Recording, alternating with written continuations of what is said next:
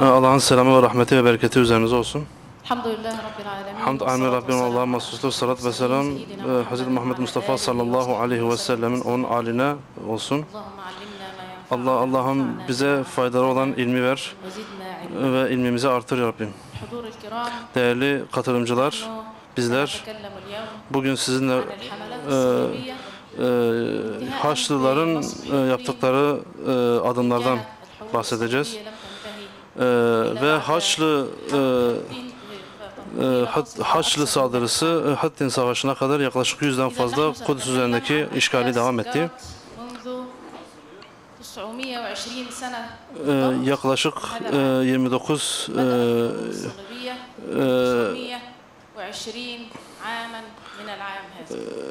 bu Kudüs'e olan işgal ayrıca bir Haçlı saldırısıdır.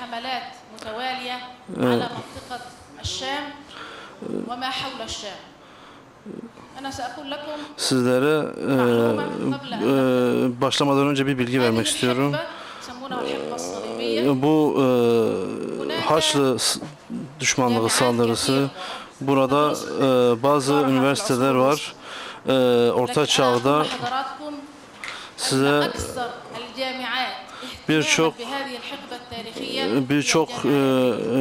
birçok üniversite Haçlı saldırılarına önem veriyor, anlatıyor ve en çok İbrani üniversiteler Haçlı saldırılarını önem alıyor ve anlatıyor üniversitelerinde.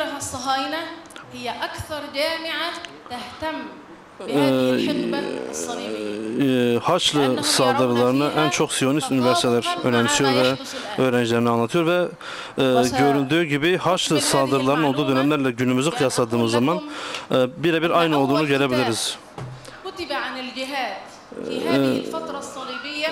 Bu Haçlı saldırılarının anlatıldığı Muhammed İbn-i Selmi adındaki bir yazar bu şeyleri anlatıyor. Bu Haçlı saldırılarının bu kitabında anlatıyor.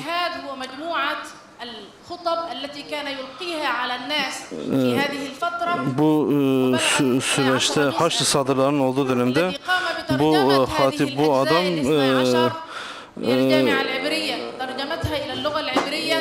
bu alimin hutbelerinden bu Haçlı saldırılarının olduğu dönemdeki bir alimin yaptığı hutbelerden elde edilen bu kitabı bir İbrani bir üniversite bunu tercüme ediyor ve üniversitede ders kitabı olarak kullanıyor. Ve şunu anlamalıyız ki Haçlı saldırıları Yahudilerin ana üniversitelerinde ve eğitim kurumlarında anlattıkları ana derslerden bir tanesidir. Ve ellerinden geldiğince ve güçleri yettiğince Filistin üzerine düşmanlıklarını ve saldırılarını artırıyorlar ve bu alanda yeni bir Selahaddin'in doğmasından, ortaya çıkmasından çok korkuyorlar. Bu olana kadar da saldırılarına devam edecektir.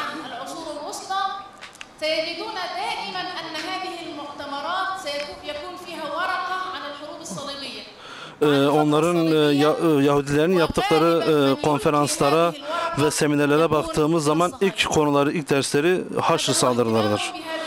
Onlar bu döneme çok önem veriyorlar. Haçlı saldırılarının olduğu dönemlere Yahudiler aşırı bir önem veriyorlar.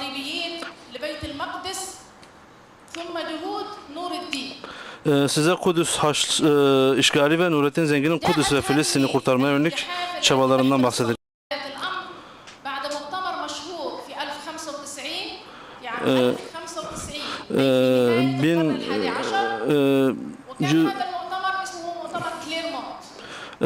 Clermont adında bir 1900 yılında muhtemer konferans Clermont adında bir konferans düzenliyorlar.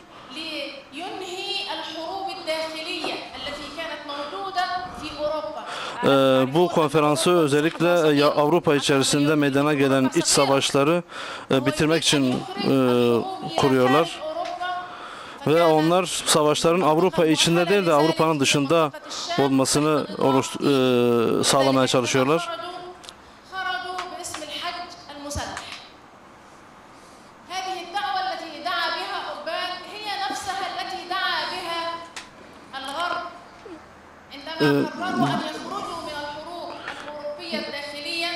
Avrupalılar iç Avrupa savaşlarından kurtulmak için bir araya geliyorlar ve bu içindeki savaşı bitirerek birleşiyorlar. لكن الفارق أنهم رفعوا صليبا.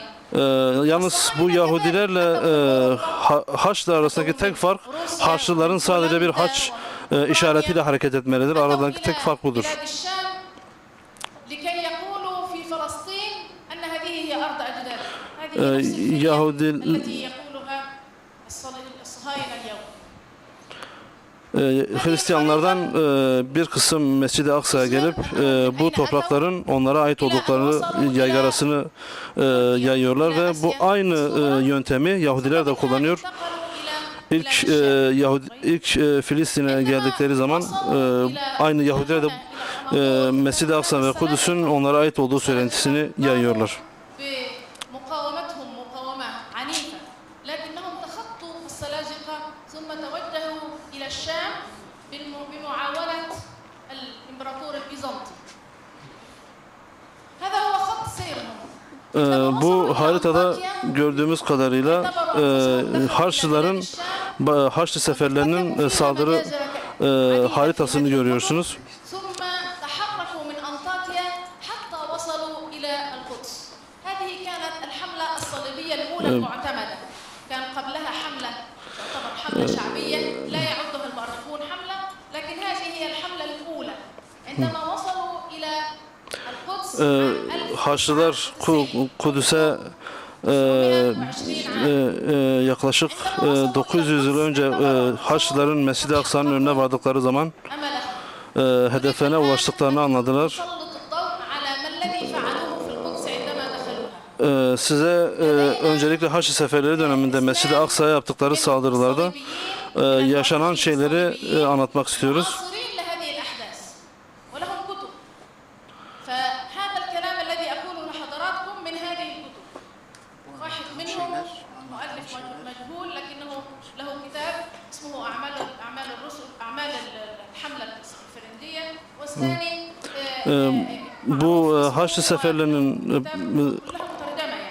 anlatıldığı dönemleri فيها دخول tarihsel olarak işleyen birçok kitap var ve bu kitaplarda şu şekil المؤرخ şu ifadeler yer alıyor. Mescid-i Aksa'ya girdiğimiz zaman insanlara saldırmaya başladık diyor bu kitapta Haçlılar. İnsanları öldürmeye başladık diyorlar. O kadar ki insanları öldürdüler ki insanların cesetleri artık evlerin çatılarına ulaştı. İnsanların cesetlerinden dağlar oluşturdular. Ve o bölgeye yakın nehirlerin hepsi Müslümanların kanlarıyla kırmızı olduğu anlatılıyor bu kitaplarda. Kudüs, bazı Kudüs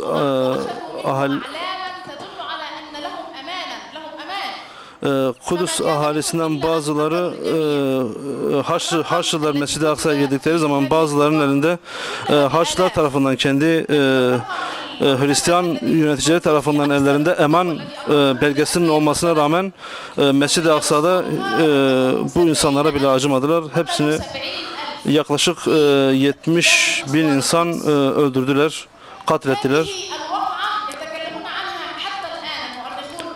Tarihçiler bu Mescid-i Aksa'ya olan saldırıyı Avrupa tarihinde bir utanç olarak anlatıyorlar. Yani Haçlıların yaptığı saldırıyı kendi kitaplarında bir utanç günü olarak 70 binden fazla insan öldürüldü o gün. Hiç kimseye acımadan herkesi Mescid-i Aksa'da katlettiler. Bir Fushido Dushatri adında bir tarihçi ben Mescid-i Aksa'yı, Kudüs'ü ziyaret ettim diyor.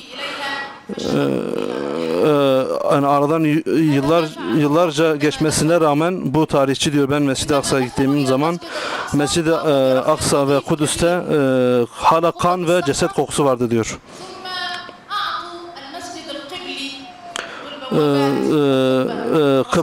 Kıble mescidini kapatıyorlar ve askerlerine veriyorlar kıble mescidini ve askerler atlı oldukları için atları onlara yakın olmalıydı.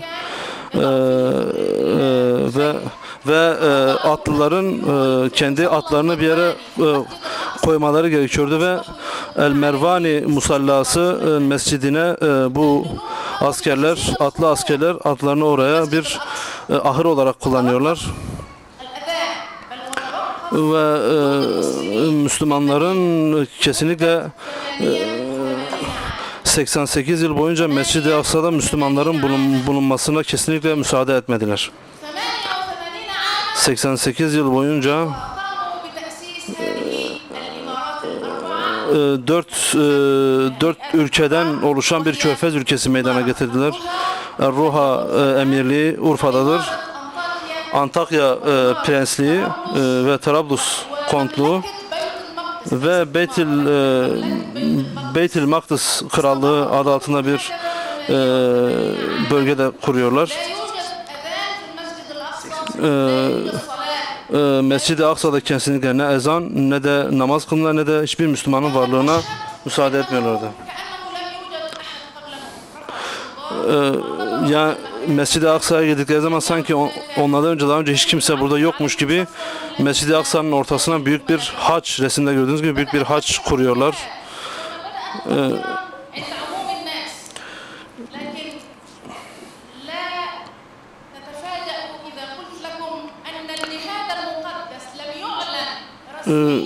Resmi olarak Abbasi devleti tarafından o dönemde en büyük halifeliği olan Abbas halifesi tarafından genel bir cihat, mukaddes cihat ilanı yapılmıyor.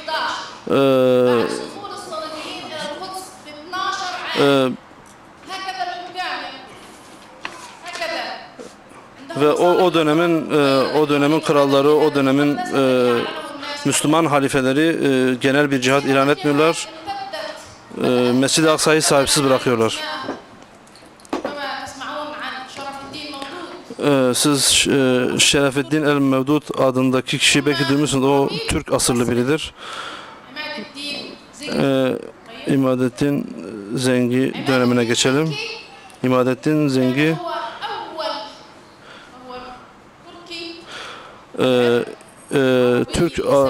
Türk asıllı olmasına rağmen Arapça konuşan İmadettin Zengi bu dönemde Musul'un emiriydi.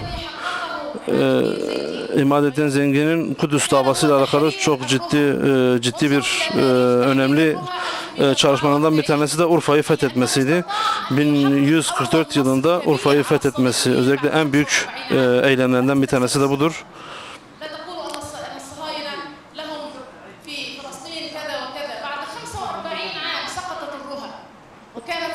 Ee, 45 yıl Haçlıların saldırısından 45 yıl sonra Ruha adı altında Urfa'ya fethedildi. Ondan sonra ondan sonra Nurettin Mahmud Zengi geliyor.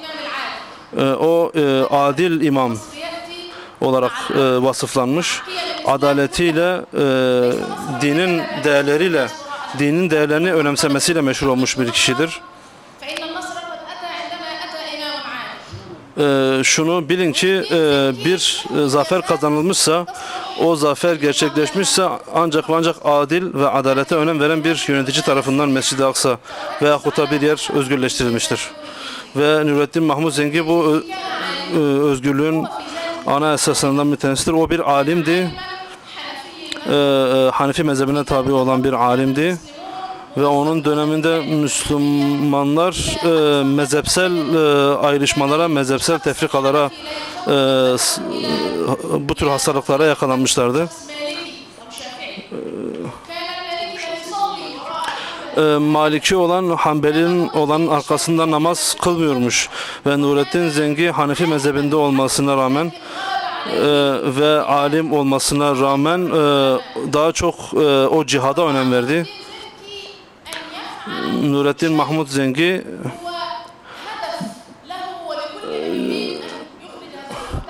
bu işgali, günümüzdeki bu işgali ve o zamanki yine Mescid-i Aksa'nın işgalini kendine bir hedef edinmişti ve onu özgürleştirmek istiyordu. O üçlü bir devlet kurdu. 3 kentten oluşan bir devlet kurdu ve Musul, Halep ve Şam'dan oluşan 3 başkentli bir devlet kurdu.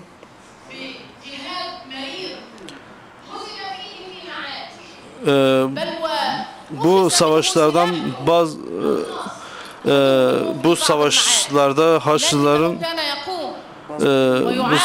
bazılarında yenildi ama yine de durmadı ve cihada devam etti.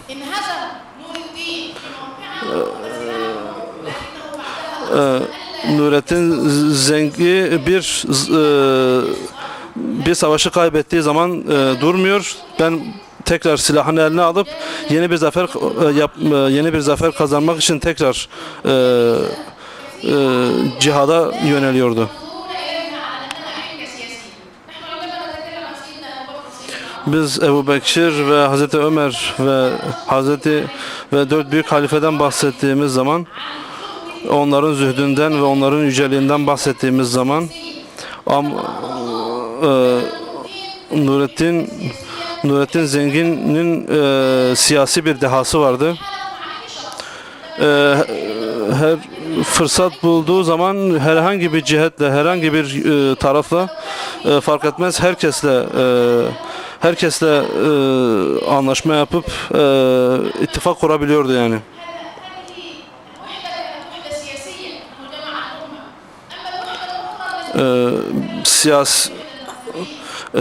Zaten Nurettin Zengin siyasi anlamda birçok anlamda bir birlik oluşturmuştu ama Nurettin Zengin mezhepsel olarak bütün mezhepleri altında birleştiren bir birlik meydana getirdi.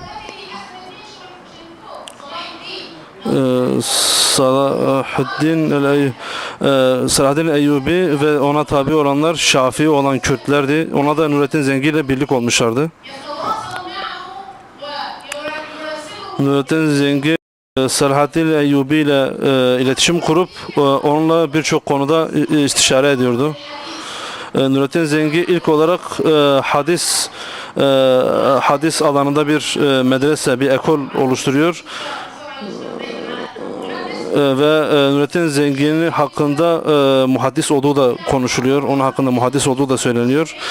Ve Şafii mezhebine tabi olan ulema tarafından bir hadis medresesi kuruyor.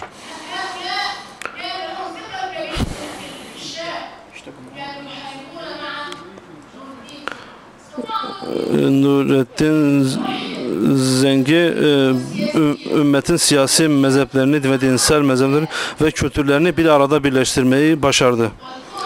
O dönemde Kürtleri, Türkleri ve Arapları birleştirdi. Nurettin Zengi ilk önemli çalışmalardan bir tanesi de medreseler kurmuştur.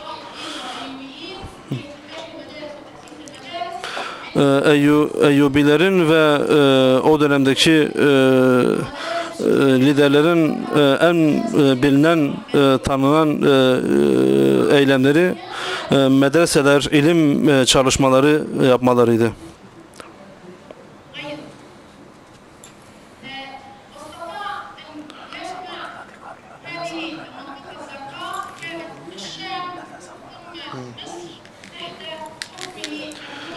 Bu haritada gördüğünüz turuncu renkli bölge Nurettin Zengin'in hükmü altında bulunan bölgeler.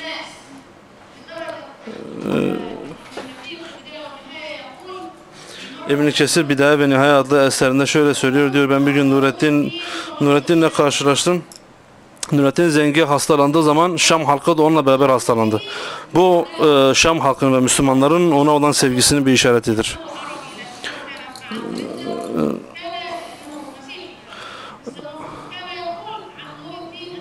Bir Hristiyan Nurettin Zengi hakkında, bir Hristiyan tarihçi onun hakkında onun mümin ve muttaki biri olduğunu söylüyor. Bir Hristiyan yazar.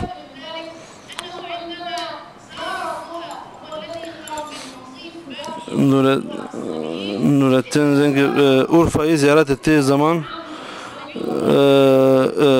Hristiyanlar, Haçlılar Nurettin Zengi hakkında bir kitap yazıyorlar. Onu öven, ona metiyet edilen bir kitap yazıyorlar. Herkes Nurettin Zengin'in etrafında toplanmış oldu.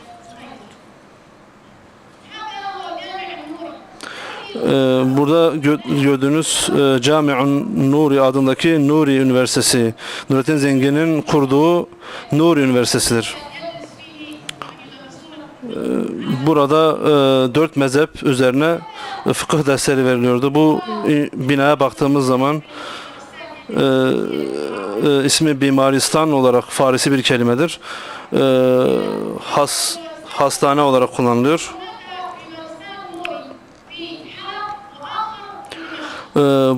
Bundan bir tanesi Şam'da yapılıyor, bir tanesi de Halep'te yapılıyor. Bu bina hala yerinde duruyor ama bu Şam zalimi tarafından biraz zarar görse de bu binalar hala henüz devam ediyor. Varlığını koruyor.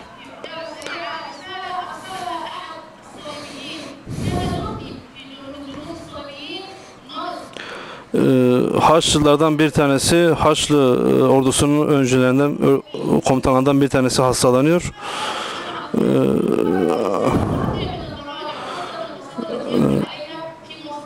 Bu komutanın tedavi edilmesinde bu hastanenin bilgilerinden istifade edildiği söyleniyor. Ona sıcak bir yemek veriliyor. Diyor bu hastaneden çıktığım zaman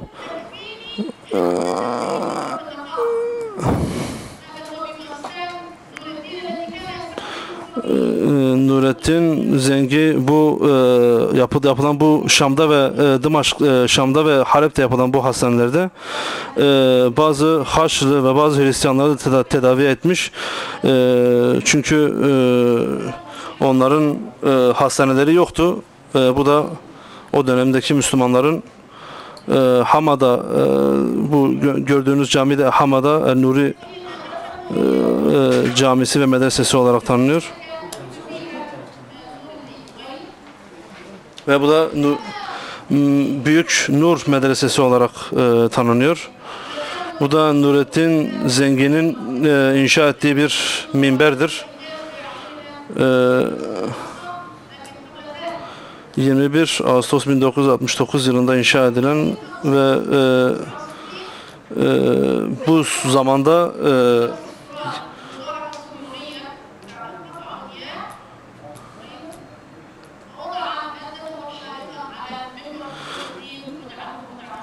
bu tarihte bu Nurettin Zengin'in bu minberi yakılıyor. Üstteki fotoğrafta da zaten gerçek asış görünüyor.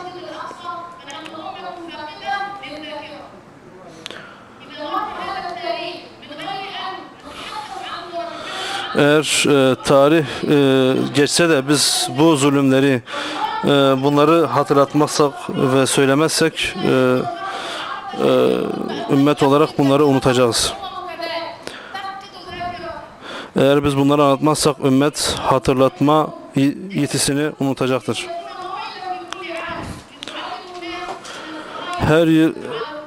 Her yılın farklı günlerinde ve her ortamda ne zaman olursa olsun Yahudilerin, Siyonistlerin Mescid-i Aksa'ya yaptığı, bu minbere yaptığı saldırı hatırlatmalı. İşte Yahudilerin böyle bir kavim olduğu anlatılmalıdır.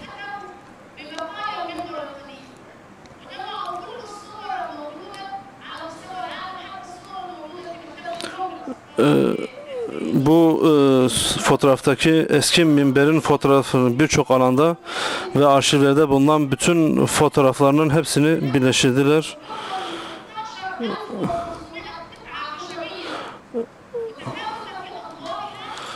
Bu minber sayısızca tahta parçadan oluşuyor.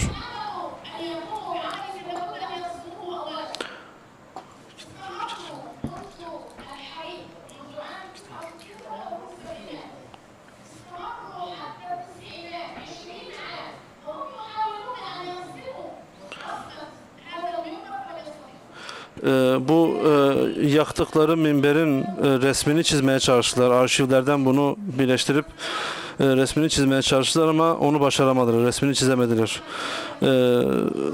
Tam bir sanat harikası olan bu minberin aynısını çizemediler.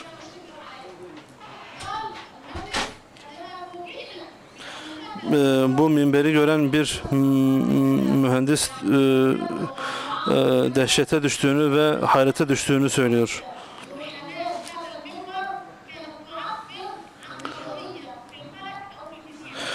Bu mühendis bu yapılan minbere bakıyor. Her minberin her bir parçasının, her bir bölgesinin astronomik anlamda bazı bilgiler içerdiğini söylüyor.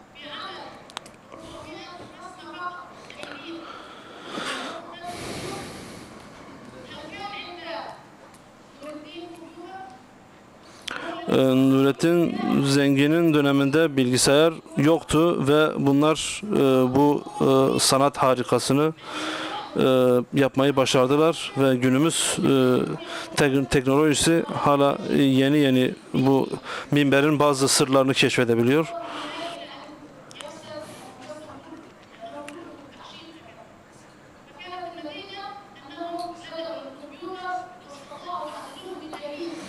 Ve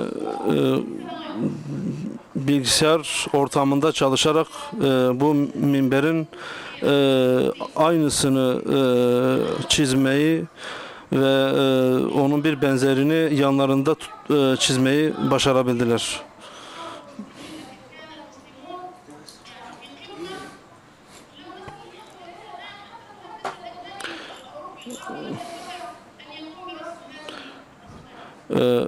Yalnız biz Müslümanlar olarak günümüze baktığımız zaman atalarımızın bu kadar harikane yaptıkları bu sanat harikasını gördüğümüz zaman kendimize bu zaman bu çağın Müslümanlarıyla o zamanın Müslümanlarıyla ve biz günümüz Müslüman olarak bir kıyas yaptığımız zaman çok gülünç bir durumda olduğumuzu görüyoruz.